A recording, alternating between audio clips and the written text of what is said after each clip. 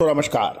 मसाले में चाहे जीरा हो, धनिया हो, लाल मिर्च हो, काली मिर्च हो या फिर इलायची, इस पर सटीक विश्लेषण हमने आपको दिया है और आपने इसका भरपूर लाभ भी उठाया होगा। आज हम चर्चा करेंगे हल्दी के ऊपर, टर्मरिक। जानिए पूरी रिपोर्ट विस्तार से।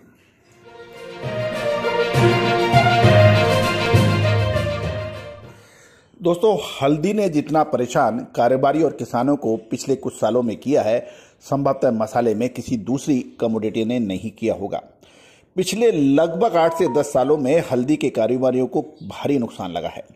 लगभग 90% व्यापारी हल्दी के स्टॉक करने से डरने लगे हैं और जो भी व्यापारी यानी ट्रेड में हैं, उनके गले में ऊंचे भाव की हल्दी फंसी हुई है।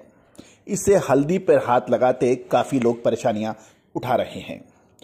दोस्तों, हल्दी के ऊपर हमने लगातार अपडेट दिए हैं आपको, चाहे मंदी के हो, तेजी के, और भारतीय एनालिसिस सिस्टम यानी इंडियन एनालिसिस सिस्टम ने हमेशा ही दूसरों से बढ़त हासिल की है। खबर आ रही है कि हल्दी का उत्पादन लगभग सभी उत्पादक क्षेत्रों से कम आ रहा है, लेकिन कारोबारी इस पर विश्वास नहीं कर रहे हैं।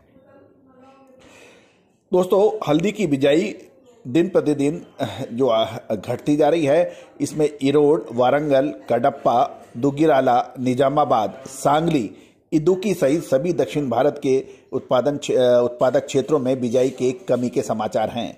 इधर इरोड में गत वर्ष के समान अवधि में की तुलना में 37 से 38% की अराइवल अभी कम बताई जा रही है। इससे उत्पादन एवं उत्पादकता घटने की संभावना अब प्रबल नजर आ रही है। इरोड में साल 2022 की हल्दी 63-64 रुपये और वर्तमान में हल्दी 65-66 रुपये प्रति किलो बिल्टी के भाव बताए जा रहे हैं।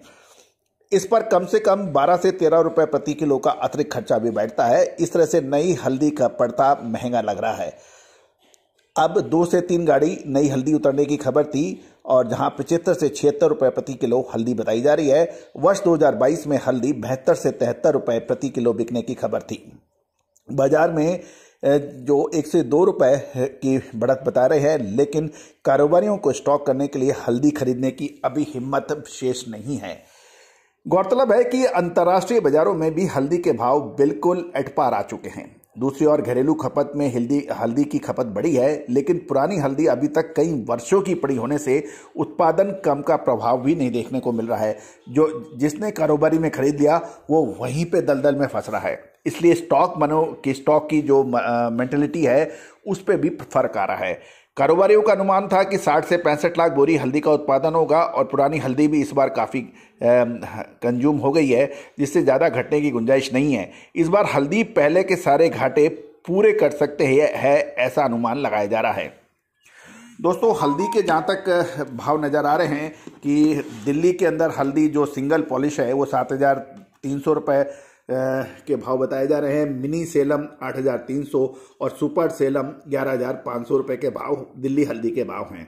नांदेड़ महाराष्ट्र से भी खबर निकल के आ रही है, हल्दी कड़ी 6,200 से 6,800 के भाव बताई जा रही है और गट्टा लगभग 5800 से 6200 रुपये क्वालिटी अनुसार है।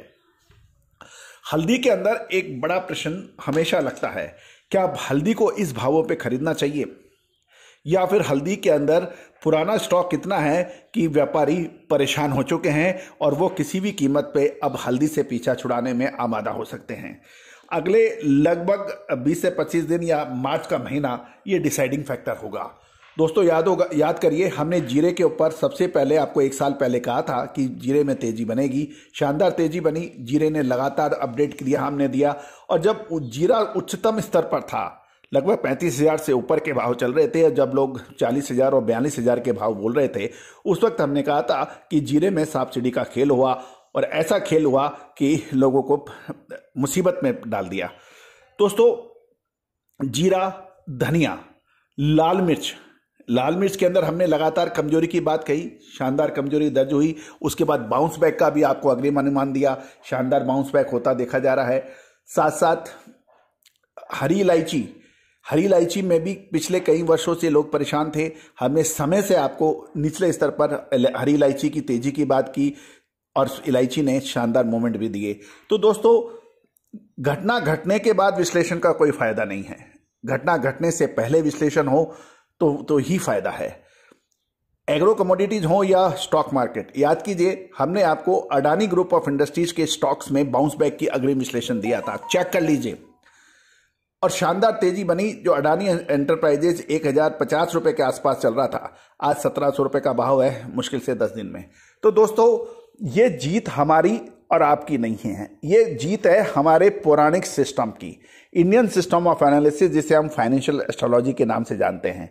ग्रह नक्षत्रों के आधार पर यदि फंडामेंटल एनालिसिस का दोनों को समावेश कर दिया जाए तो ऐसे अद्भुत और चमत्कारी रिजल्ट निकल के आते हैं जो कि जिसपे विश्वास करना मुश्किल हो जाता है। मानसून पे देखिए, फसल के उत्पादन पे देखिए, चाहे गेहूं हो, चाहे कपास हो, चाहे कपास खली हो, इन सब पर जो हमने विश्लेषण आपको फंडामेंटल एनालिसिस और फाइनेंशियल एस्ट्रोलॉजी का कॉम्बिनेशन करके दिया, वो पूरे संसार में अद्वितीय है। और यही वजह है कि एस्ट्रो फाइनेंस के अंदर दुनिया का पहला चैनल, आपका अपना चैनल अजय एस्ट्रो मनी गुरु बना है। चाहे बड़े व्यापारी हों, मिलर्स हों, स्टॉकिस्ट हों या फिर किसान, आज यदि एक बार हमारा चैनल देखता है तो उसके ऊपर लगातार वो बने रहता है। दोस्तों यदि आपको भी पसंद आता है, यदि पसंद आए तो इसको लाइक करिएगा, साथ साथ यदि पसंद आए तो इसको बेल आइकन पे जाकर यानी घंटे के निशान को आप पुश कीजिएगा और इसको सब्सक्राइब कर लीजिएगा ताकि देश दुनिया की खबर हम आप तक सबसे पहले पहुंचाई जा सके। दोस्तों आंकड़े हम आपको दे देते हैं, हम वर्तमान ही नहीं भविष्य का भी करते हैं सटीक विश्लेषण आकलन। यदि आप मसाले के व्यापारी हैं, जीरा, धनिया, लाल मिर्च, काली मिर्च, हल्दी, इलायची छोटी बड़ी, तो आप हमारी पेड सर्विसेज के लिए आप हमसे संपर्क कर सकते हैं। ऑल द वेरी बेस्ट, आपका अपना colonel Ajay astro money Guru. All the very best, good luck, happy trading.